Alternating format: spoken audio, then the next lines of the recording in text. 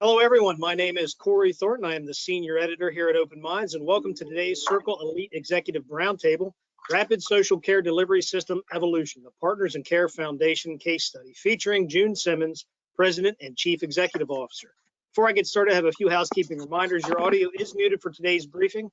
However, if you have any questions, we encourage you to submit them using the question box located on the right side of your screen. If time permits, we will answer those questions at the end of the presentation.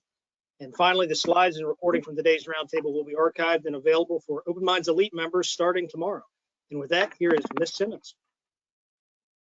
Thank you, Corey. It's the great work that Open Minds does. It's an honor to be given the opportunity to bring some of our work to share across your broad audience. So we want to talk today. I was going to say this morning, but you're probably anywhere in the country, so different time frames. We want to talk about the rapid major changes in the social care delivery system now that social care's been recognized. So very exciting times for all of us to join forces, because the new direction is getting set, but the implementation is cross-sector co-design and something we can all do together as we advance new models, test them, and learn. So let's just take a quick look what we're going to talk about while we're together today. As noted, it's an evolving environment and evolving payer involvement. A lot of insight has developed about what really drives population health outcomes. And as a result, different kinds of workforce and services are being incorporated into the new, what we call the new ecosystem of health and social care. And so new services, new workforce developed, implemented, have to be paid for. So we'll talk about those brand new this year codes and approaches, and what's happening in the world of social care services to rise and develop more organized delivery systems, and the kind of structure or emerging support that the Community Care Hub can bring to those kinds of offerings, how the Community Care Hub is developing what we need to do about the alternative social care workforce. Workforce, of course, in today's world is urgent across all groups of staffing. Almost doesn't matter where you look, everybody's searching. But the world of social care and the community health worker are coming together. And then to illustrate some of those trends and issues in a more on the ground level, we'll take a look at California as an example. We're rolling out CalAIM 2 years in. So this is a bold new approach to Medicaid and how to address it. Where the other codes, some of them are Medicare, they obviously all work together. So, so we'll be crossing those kinds of topics. You're welcome to put questions in the chat if you like, and if there's time or if Corey deems that it's worth inserting a question while we're talking, we can do that too. So thank you for joining us. So I am the founding CEO of Partners in Care Foundation. So just a word so you know where I'm coming from. We are a not-for-profit, community-based organization that is designed to address social care. We're located in Southern California, Los Angeles, but our Community Care Hub drives across statewide in California. Just to look at our mission, we're really driving this alignment of health and social care. That's our purpose. We are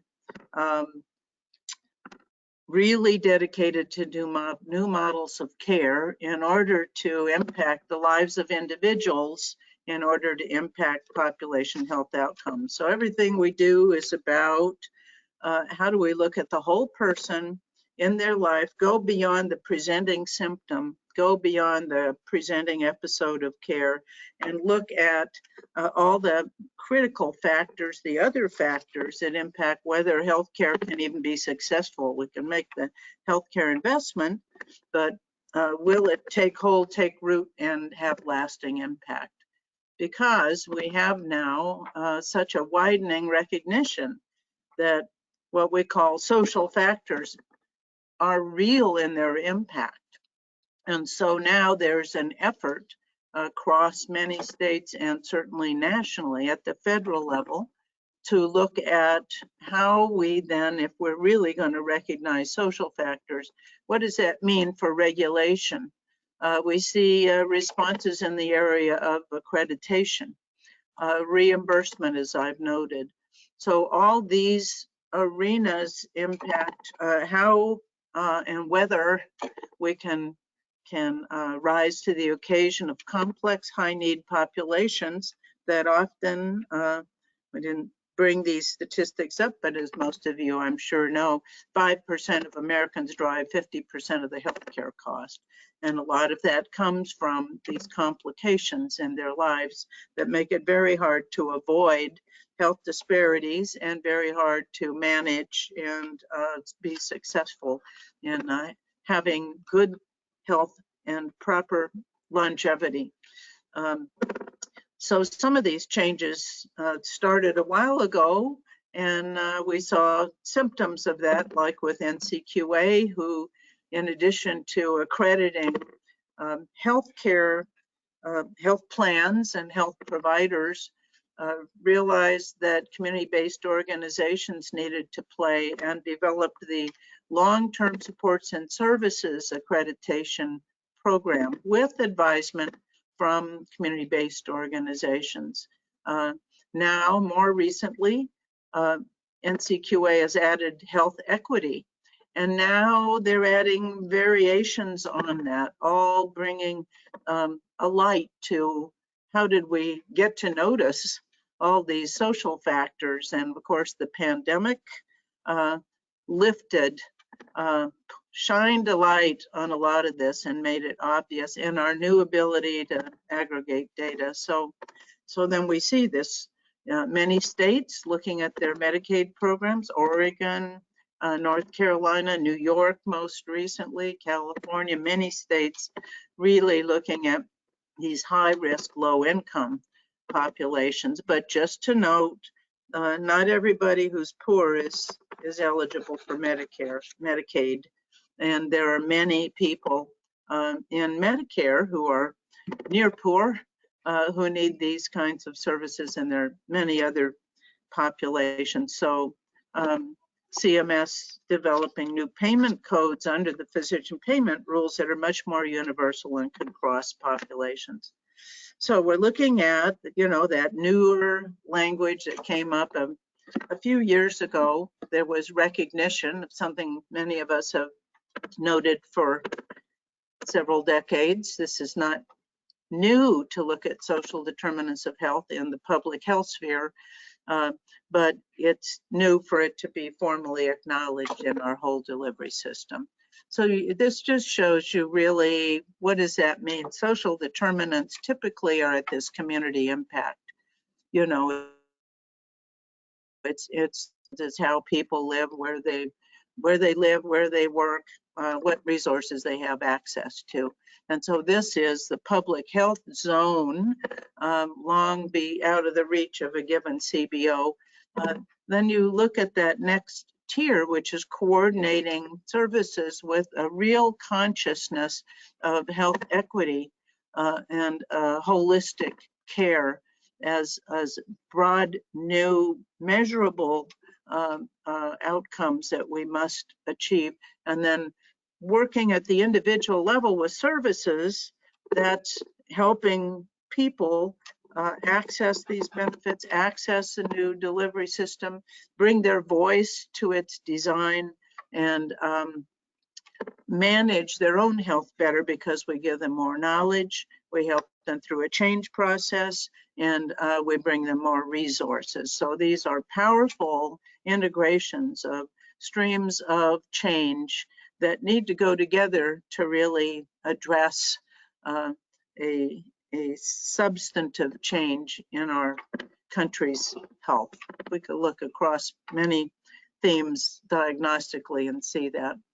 So, and then health-related social needs. So just to crystallize that, then HHS, as you see, it defines SDOH as, we just said, are the conditions in the environments where people are born, live, learn, work, play, worship, and age that affect a wide range of health, functioning, and quality of life outcomes and risks. So here you see the summary of those and those key social factors then at the individual level that really make it hard to win in getting healthcare, mastering your own health, using healthcare.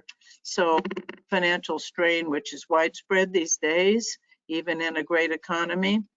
At the individual level, housing stability, we know, certainly in Los Angeles, food security, something we never really used to talk about. And we thought food banks would be the solution. We think now we need more systemic added features to accompany them. Transportation, crucial, and educational opportunities. So all these pieces need to come together in one person's life to look at what are the social factors in their care and their way of living that impact their health-related, their health outcomes, because that's what the new codes will pay for. They're not going to pay for everything. They're not going to feed everybody. But if somebody's health outcomes, let's say they're diabetic, is directly impacted by the kind of food they have or the kind of housing they have, then we can work on that under the new codes to help solve those social factors while the healthcare continues to do what only it can do. So these key social care services. So not new, but transforming in this changing environment into strong partnerships, interdisciplinary and cross-sector teams, where health plan care managers, medical providers, hospitals, ERs, community-based organizations, new partnerships to bring together how do we find the people in need who will really benefit from these new kinds of approaches, and how can we then get them to accept those. So first, and it's not even on the list, I guess, is identification, stratification, finding the people who should have a given service if we're trying to offer one. Once we do that, though, engagement and education is the first step, very, very critical. You know, in the healthcare system, we've traditionally had people show up. When they show up, they're saying, I need help now. Now we're trying to go from a reactive system like that to add a proactive system that says, if we don't address this, let's say the diabetic with new insulin, a new diagnosis, food needs, if we don't address this, we're not going to solve it by just giving the medical care, the medicines, and some health education. We really have first to ask the person, could we work together on this? I think there's some things you could do and resources we could bring you that would get you better outcomes. So engagement is a gigantic and sometimes not loudly articulated component. The plans run a data set. They'll give it out even to a community-based organization. These are people who need this service. Find them and serve them. Well, first you have to find people, at least in Los Angeles, that's not so easy. Second, you have to talk to them and they go, who the heck are you? And you have to get them to say, oh, okay, I might be willing to see how you think you could be helpful to me. So this is very important. And one of the ways to find people is in care transitions. There's a growing interest in finding people in care settings. You can do that in the doctor's office. It's beginning to be looked at as a quality measure, health equity accreditation, and other factors.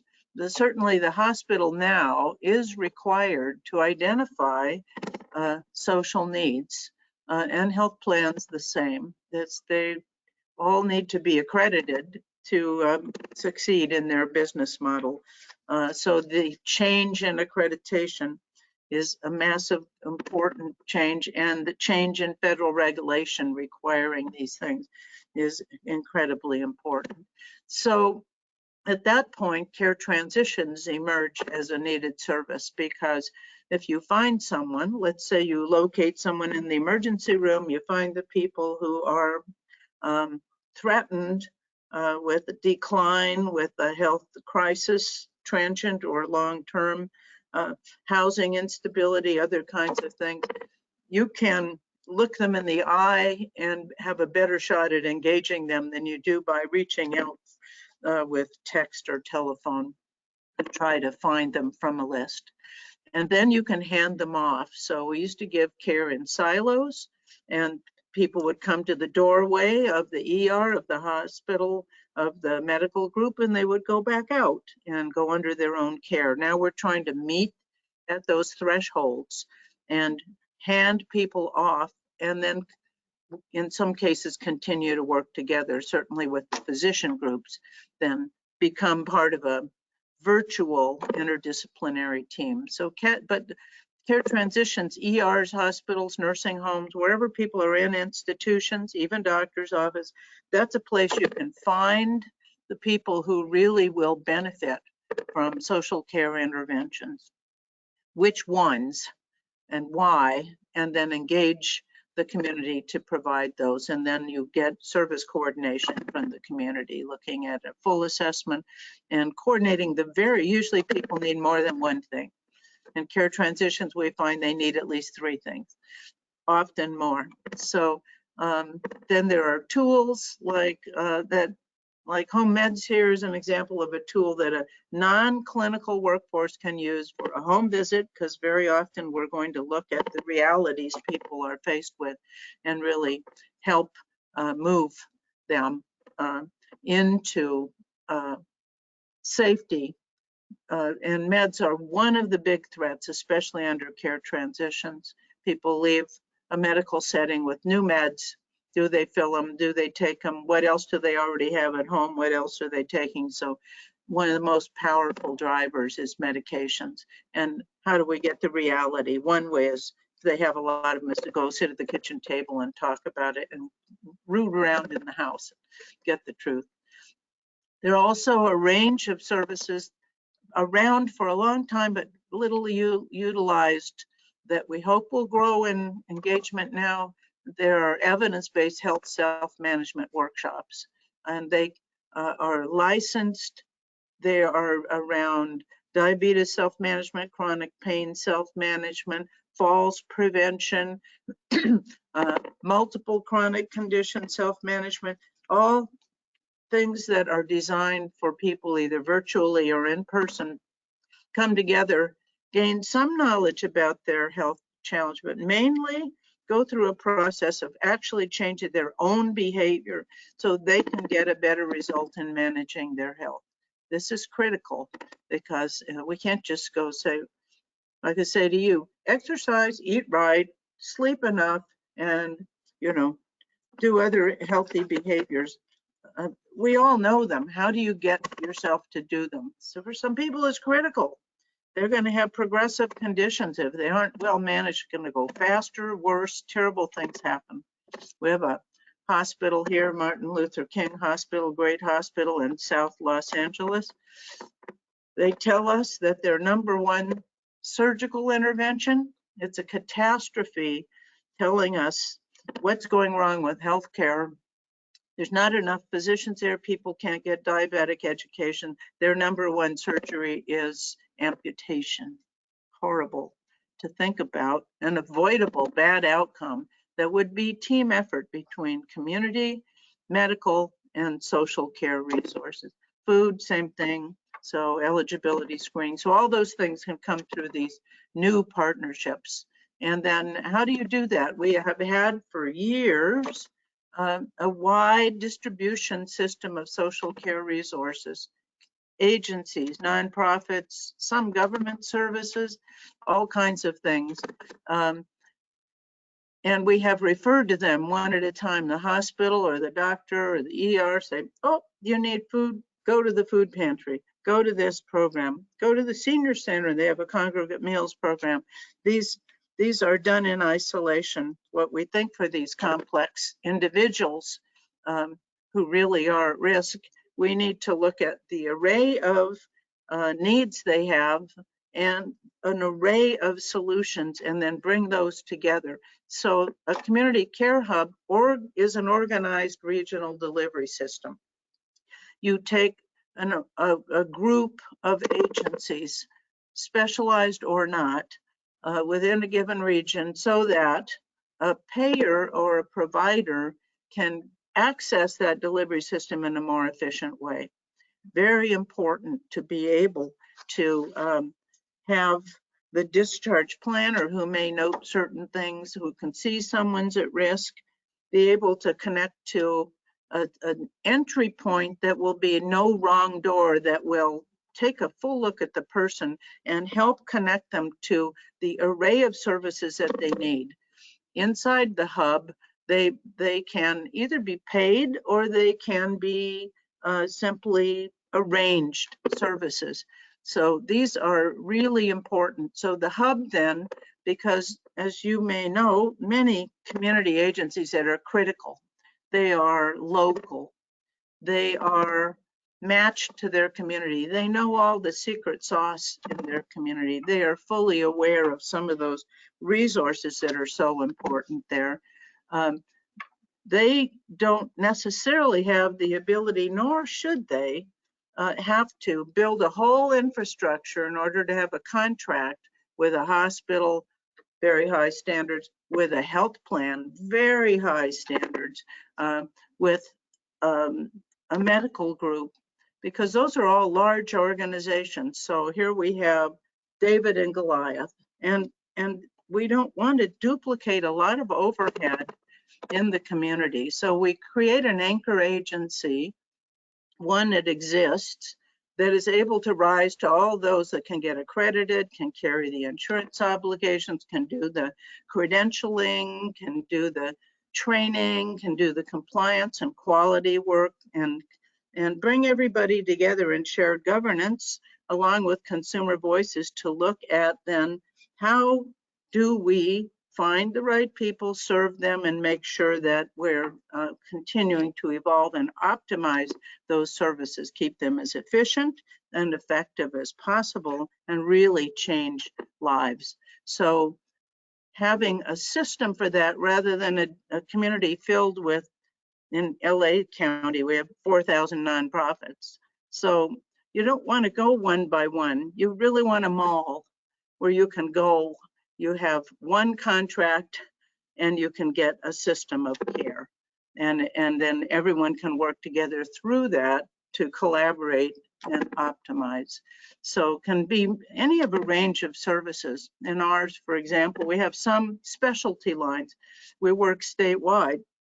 So we have agencies all across California. So for instance, if a health plan is added a personal care benefit, how are they going to do that? We have 55 agencies across California's 58 counties that are willing to accept the rates of a given payer and meet the standards and provide private duty. Much more efficient than every health plan going out and calling every agency and trying to build individual contracts. So we think this is a very important and useful model. We came up with this concept watching medicine do it with the IPA and the MSO, and seeing how medicine used to be a cottage industry, which is kind of how the community has been till recently. And they moved into these systems in order to do business in a more efficient way. So we took that, and Partners in Care is one of the very early groups that built this model. So ours is about 10 years old and it's come a long way, but it's a big investment for an agency, and now it's growing in recognition. When we started, people thought we were crazy. Why would I want you to lead that? And they still do that, and they go out and say, well, I'm going to get my own contracts. And they do, and some do, but some then come back and say, could we just work together? It's much more efficient to not have all that duplicative investment in overhead.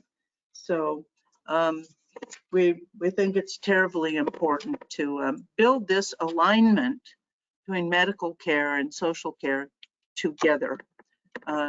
So with this growing demand for social care services, that's what really drove this recognition you now see in the literature. Oh, look at population health outcomes, 10% genetics, 10% medical interventions, someplace between 60 and 80% social factors drive those results. So we have to do something about this. So that then led to working at the national level, where we are honored to participate in creating the Partnership to Align Social Care, which is a cross-sector co-design at the macro level to try to build these systems and replicate them across the country. And we've seen calls to action. I'll give you links later in the slides from ASPE and us. You know, we see HHS rising across HHS, trying to work as a team to build out this community care hub conceptual model. And we don't need to go into all the detail of this, but I will note that it does include not only, but includes alternative workforce. The community health worker, not a new phenomenon, is dramatically expanded in deployment in the workforce crisis, and because alternative skills and capabilities are important. Multi-ethnic, multilingual resources, people who are more approachable, easy to trust, more like you. These are sometimes the people who can engage. Some of the people who are most lacking in trust and success with our systems, most needing timely access and extra support to really get their lives in a better place.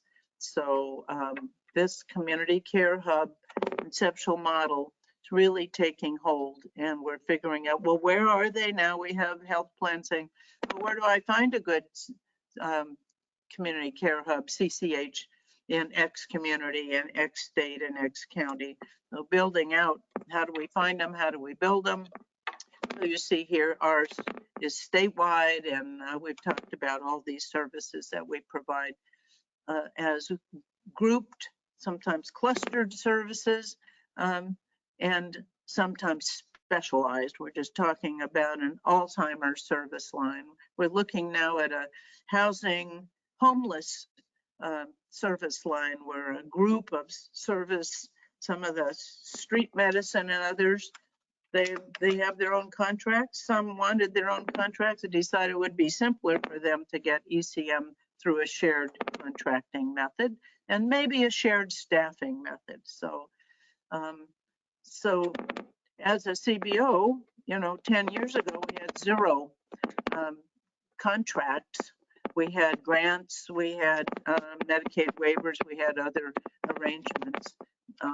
But in building this out now, we have some degree of success with this model. So you see we have all these plans that in the Medicaid area have stepped up now, especially in California. They're required to, but we had them before. They've been working to develop strategies and interventions that address these. Of course, we had federal, state, and local agencies for many, many years, but not around the hub model.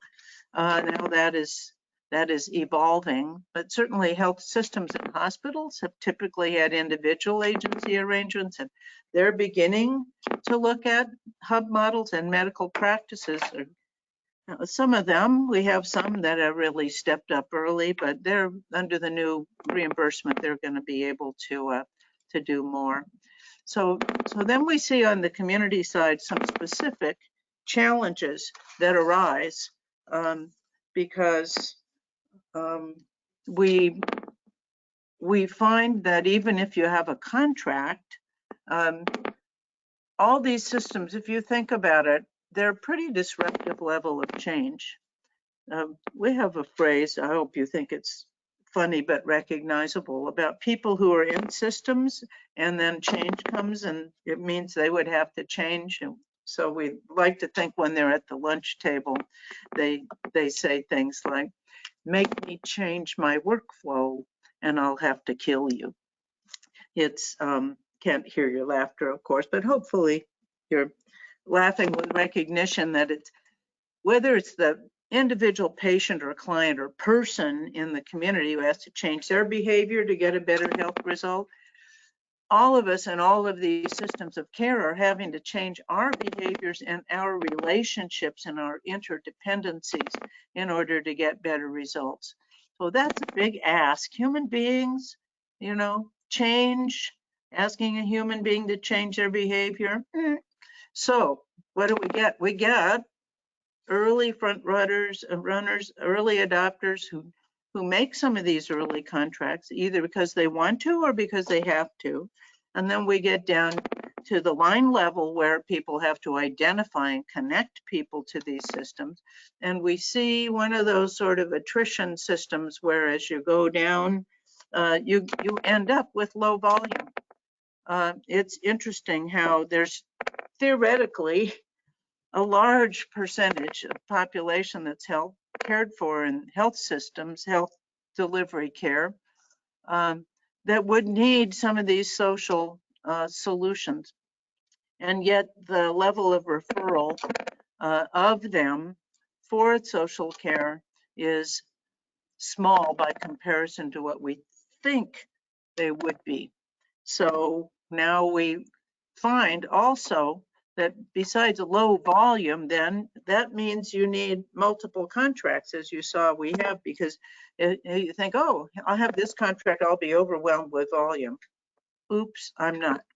So now you build a system, it can't be too small in order to exist. It has to have some degree of volume in order to make sense as a business infrastructure. So it's really important then to have enough volume. And that leads us to having multiple partners, as you just saw on this prior slide. And just think, since each of these groups has their own individual requirements for exactly how they do things, the complexity that this leads to. So this is one of the current problems, you know, success, we like to say success is its own punishment. So we have success in contracting, then we have a lack of success in sufficient volume. So we're all working on targeting, identifying, engaging, because there's another point of attrition. Will people let us serve them? Will they stay in services? Will that lead to changes that we're striving for? And then all the players involved in that, it gives us so much technological complexity that we're building new software systems to address. So given workforce is going to work in a geography across multiple payers and maybe one or maybe two kinds of service interventions. They have to often go on different software for each contract. So we have to automate that. So because these things are too hard for human beings to do, and they interfere with the time you want to give to doing the work rather than the administration. So, and then of course, in the bottom here, you see workforce. There's a lack of payers, but there's also a lack of workforce with everyone, everywhere, whether it's too few doctors, too few nurses, too few everybody's, and too few community health workers, social workers, all these resources. So here we are building new models of care to address community need. And we have this idea of a hub. It's a good idea, makes sense to build an infrastructure to reallocate some of the healthcare dollars that get spent on avoidable services because we're getting people late We're not helping them succeed in their independent living. They're getting in trouble again. So we have frequent flyers. We have a range of serious problems, you know. Care for the homeless, send them back out. You have to solve that. It's not going to work. So then we see, oh, and some specialty service lines need to be built. We have an array of service providers. Would they be better if they could work across a geography as a team, really triaging people to the best provider for that person and the best alternative complementary services? So substance use disorder now in California, a wonderful program called Bridge out of UC Davis, you know, the university health system. They decided to target,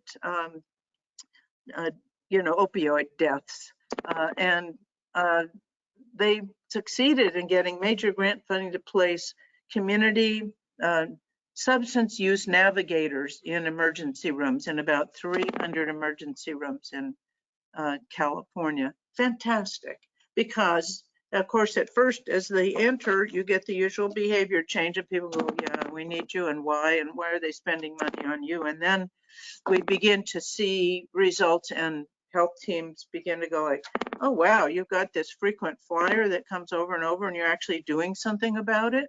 Instead of feeling bad about treating them, sending them back out, we're going to not only grab them and address them and engage them, we're going to have the Medicaid system support navigation in the community following that person for a period of time, because these problems usually don't solve with a referral. Go here for food, go there for drug treatment. It's really important to be able to build a relationship and partner with someone to kind of work through all the complexities of solving real life challenges in their lives. So all these kinds of new models, like service co-location, that ER model, like housing networks, like a private duty network, like a meals program, food as medicine statewide, where you can, with a single call, get in and get the local provider who's credentialed and have a way to pay them for whatever the benefit is. These are critical efficiencies that we really need to have. And then to build that system out further, then we need workforce, this non-licensed workforce. We see CHW certification. Some states have defined it. California's defining it. So we decided to build a workforce development training center here so we can offer that, because you can't provide all these services if you can't staff them. And the staff has to be skilled enough, and increasingly with changing regulation, they may well have to be certified. You will go, well, wow. So then does that mean a social worker also has to be certified to fit under some of the new reimbursement? So whatever it is, we have to have ways to equip and qualify a wide range of social care workforce in a wide range of settings. And in the age of Zoom, we can do that with, you know, structured learning systems and discussion groups. So, and evidence-based tools. So we think is very important. Even the engagement center, we have an engagement center here, and I'm sure others do as well. It has worked really hard to be really good at finding, engaging, and enrolling people so they actually can be served. That whole point of entry. It's a two-way street. I can find you and see you have needs. You can say, forget it, I don't need your help. Or you can say, well, I'll try it. So very important. And then the partnership to align social care, as we said, trying to learn from these all across the country with health plans, with AHIP, the Health Plan Association, AMA, with American Hospital Association, the APG, the Managed Care Physician Association, with community organization associations, with leading hubs, with CMS, with Administration on Community Living, all working together to co-design, define these models. So They were formed 2 years ago. I'm proud to be the co-chair along with Tim McNeil from Freedmen's and Health. And so that group works very actively to enable successful partnerships and contracts between healthcare organizations and systems and community care networks to build these efficient and sustainable ecosystems that we need. So, you know, we imagine this, the vision, getting this really as the new norm, as the default, so that communities can be completely individualized. Who do they have? Which problems are they facing? What resources do they have? And what are their state and county resources that need to be blended along with federal and voluntary and philanthropic resources? So we blend and braid these at the individual level to really address health disparities, dramatic challenges to population health, and putting that all together. So that's how they're doing it, through work groups. And you might want to check the Partnership to Align Social Care website, because there's a lot of great materials on there. I'll show you some of them. And they have work groups. So if you represent a group that wants to be part of the national co-design to build the new system, or to learn from it and know about all the webinars they're doing and all the tools they're producing. So you're not reinventing the wheel at the local level, but we're all sharing resources to get ourselves there. They have a work group about community care hubs. They defined them, they named them, they look at what they should do, and they're working on, well, what are the value propositions? If you want widespread adoption of this kind of model, you have to say, well, why? Why should you want it? What good will it do you? So they're really working hard now on value propositions for the community, for the health plan, for the hospital, for others. And then contracting. It's very different to have, as we mentioned earlier, this kind of contract relationship, especially for the community. So sample contracts, now they're building out new kinds of contracts. They have a range of things that are really help people take a draft and work from that. Sorry for that. Sorry for the background noise. So the contracting group is working very hard and building out great materials. Camden is giving a lot of leadership to that. Each of these is co-chaired cross-sector, and they're having coffee and contracts, free webinars on a regular basis to really let people from all across the country participate in a brief presentation, and then really talking about how do we apply these concepts. And then there's a whole work group on billing. When we started, our big ambition was we needed to get social care billing under the medical loss ratio. Now there are some ways to do that, we're proud to say. And how do you implement those? What are they? I'll show them to you. How do you use them, and build out models, and then begin to share best practices as people put them into play and begin to do it. And then promoting health equity is sort of foundational to everything for all of us. It's such a huge factor in our nation, actually, in human beings. So so as part of that health equity, we have had, our original work was funded by Robert Wood Johnson, and now they moved to funding the Health Equity Learning Collaborative. So we have 48 sites across, we have sites in 48 communities, and they're cross-sector teams at the local level working to implement these new codes around the health equity lens. So they'll have a health plan, a health provider, a hospital, key CBOs, public health, consumer voice, working together to craft some change in their community. So we think this is very powerful and exciting. Tim McNeil is giving his leadership to this. He's the voice for these codes, very powerful, excellent. He's nurse practitioner who's administered FQHCs as a consulting group, and he's, as our co-chair, he's leading this work in a very, very effective way.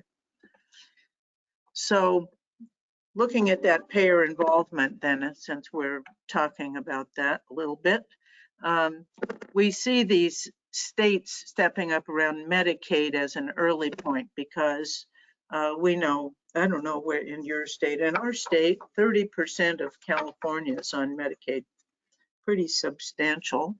And they're high need individuals. They have poverty in today's world, you know, serious, should be addressed if you really want people to have better health outcomes and stay safe, raise their families right, take care of themselves, be able to keep working, be able to avoid some healthcare catastrophes that really no one wants and no one should therefore have to experience or pay for.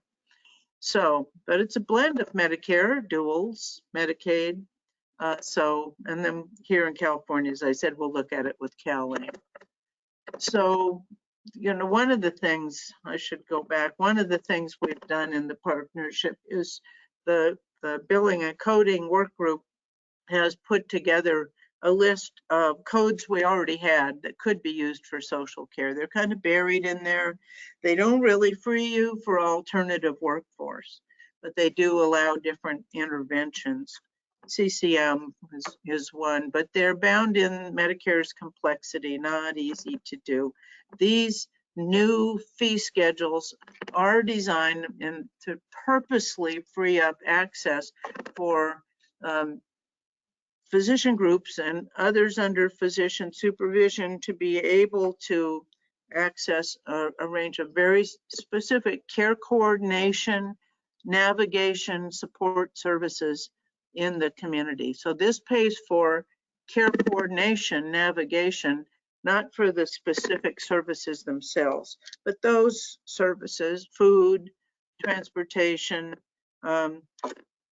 home remodel, all the kinds of things that give people access, durable medical equipment, medications assistance, those things are paid for through a range of other kinds of funding, but you need to have someone who can identify the needs with the healthcare system, put it in a shared care plan, and then under that physician practice in a virtual delivery team, the community agency can assign staff for that, and they can provide the community care coordination outside the walls of the practice, in the street, in the home, under these kinds of codes. The community health integration, CHI, under principal illness navigation, social determinants, risk assessment, and peer support services. So these are bold, powerful new codes. There's a new primer and a toolkit that the partnership was funded by the Administration on Community Living to develop. So there's a link here that you can request these slides if you want them. They have some of these links, or let us know if they don't work and we'll get them to you, but it's on the website for Partnership to Align Social Care. That may be easier.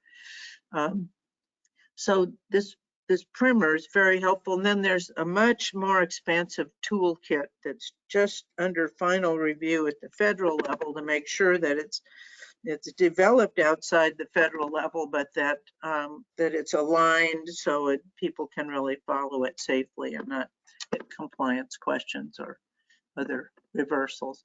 So just to show you these kinds of codes that we're talking about, here they are. And again, you can look those up on the website for the Partnership to Align Social Care. We're all early in developing new contracts and utilizing these. We're all early in getting medical groups to decide that instead of building everything, they could buy something from the community. Most groups, they like to keep their money inside. They like a sense of control. But if you hire a few community health workers you have a few community health workers. That's good. That's progress. If you contract with a regional organized delivery system, you're much more likely to have people who are close to where the person to be served is. So you reduce driving time, you increase local knowledge and understanding of the free and natural caregiving resources. We don't want to buy everything. We want to arrange, we want to inspire new, and we want to buy when we need to, when it's appropriate. We might buy food for 10 days post-hospital. You know, they provide some private duty for X number of days under Medicare Advantage post-surgery. There's an array of things that can be paid for, but then how does the person who needed that, if maybe they're not going to have full functionality, they're going to need other supplemental resources, who's going to help them figure out how to get their neighbors go to the store for them, how to get their church or their temple or their whoever to help them, how to get everything lined up with their friends and their family so that people can remain safe and thrive and begin to move forward.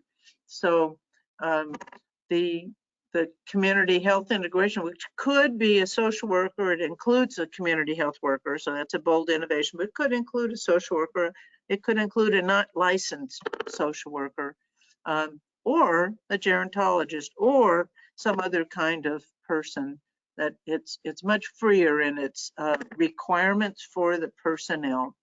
And then community health integration really then is time-based like CCM.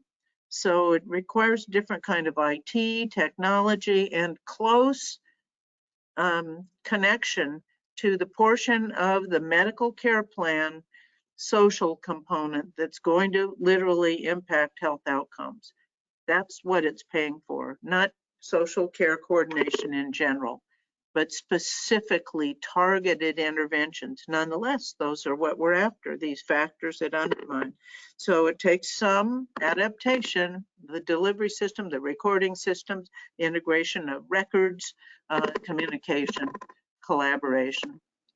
And then we see also the opportunity for FQHCs and rural health centers to use a different code for that work. So we're wanted to spread broadly. So yeah, principal illness navigation and peer support services help people with Medicare who are diagnosed with high-risk conditions. Because as we said before, not everybody's on Medicaid. So very, very important to have the broader population when they're at risk, when they have threats, when they have challenges to their ability to just stay healthy and do well or continue a recovery, then these are breakthrough opportunities to bring new staff and real extenders of our healthcare systems, whether it's the rural clinic, the FQHC, the medical practice. It's vital. And so we really want to encourage looking at these and deploying those where appropriate. And again, these are all on that website on the partnership to align social care. We don't charge, don't have dues, do welcome more brains at the table because we are transforming from an episodic delivery system with challenges to access to a broad ecosystem that integrates social and healthcare. So that's no small task. It takes all of us. And it takes all of us trying things, learning, bringing that to the fold, learning together. So HHS stepping in, they did an early call to action. ASPE did that, and you can find that.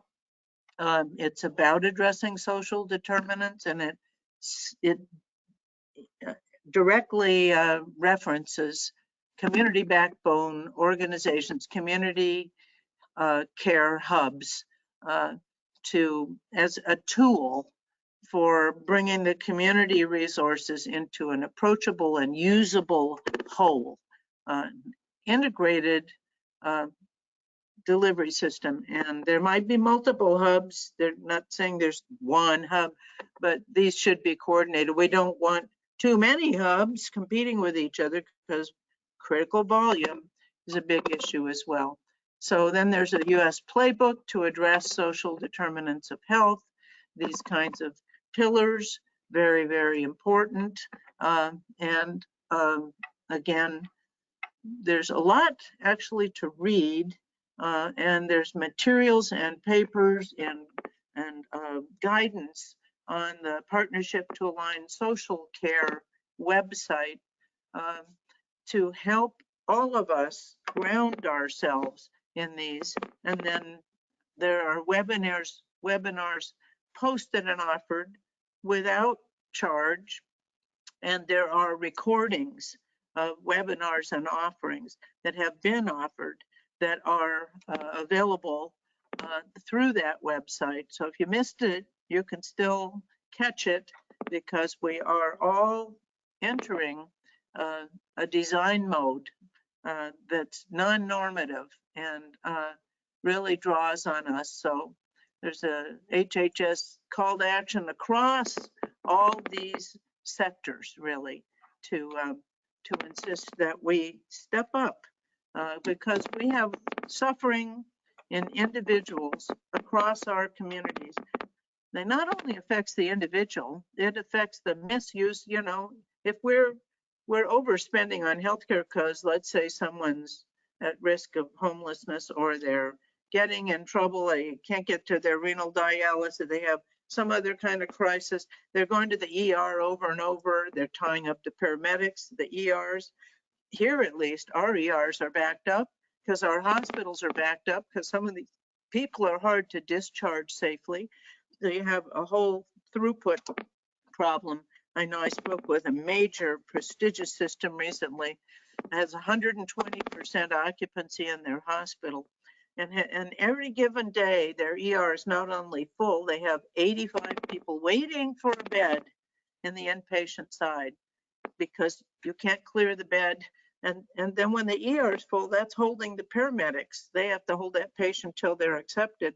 So that's holding all of us. So these whole systems are at risk, and we need to catch those that use them the most, who can get to more appropriate sources of care. So that's all cross sector.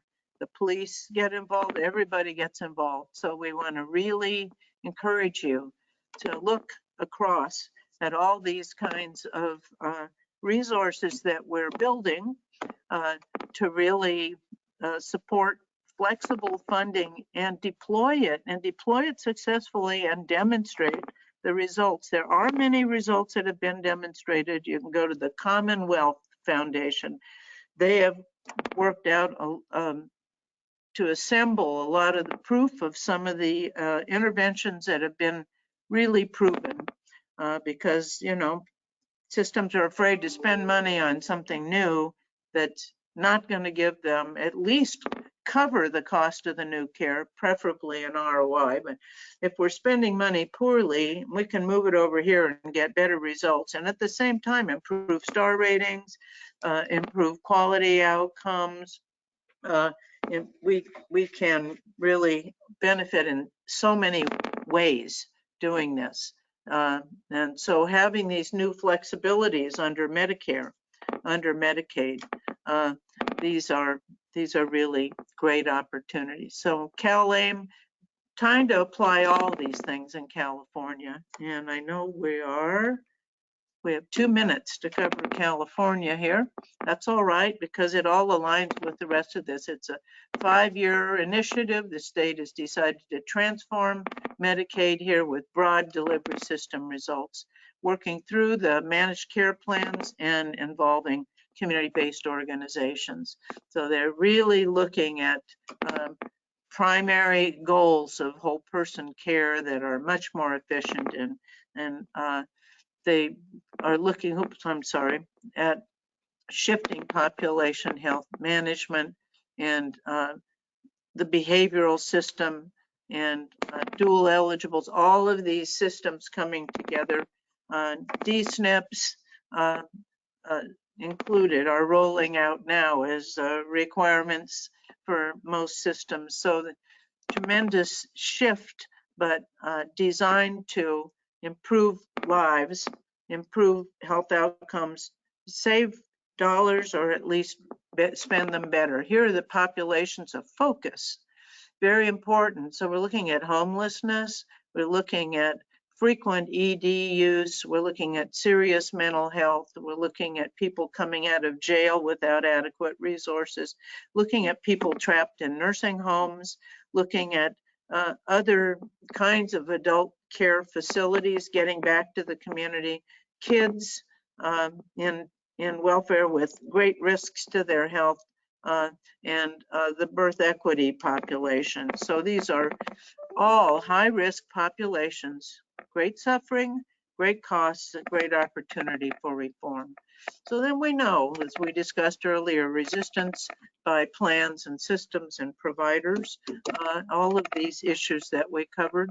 So, and the alternative care workforce that we need, the community health workers.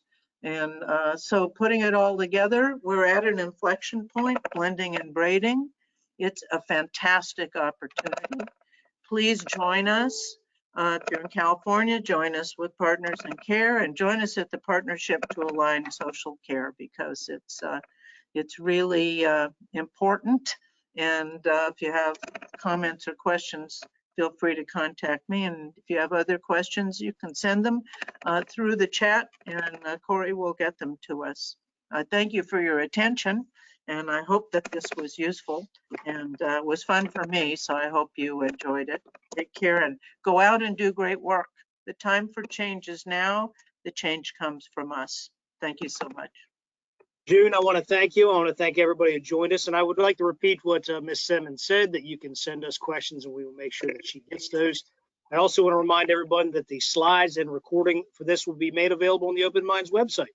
Also join us next week for our next roundtable, Thursday, May 16th at 1 p.m. Eastern, Workforce Strategies That Drive Financial Sustainability, the New Vista Case Study. For a full list of upcoming roundtables or to register for that event, you can visit the Executive Roundtables page under the events tab at www.openminds.com. Thank you again, Ms. Simmons. I hope you have a great weekend. Thank you, Open Minds, for all your great leadership. Take care.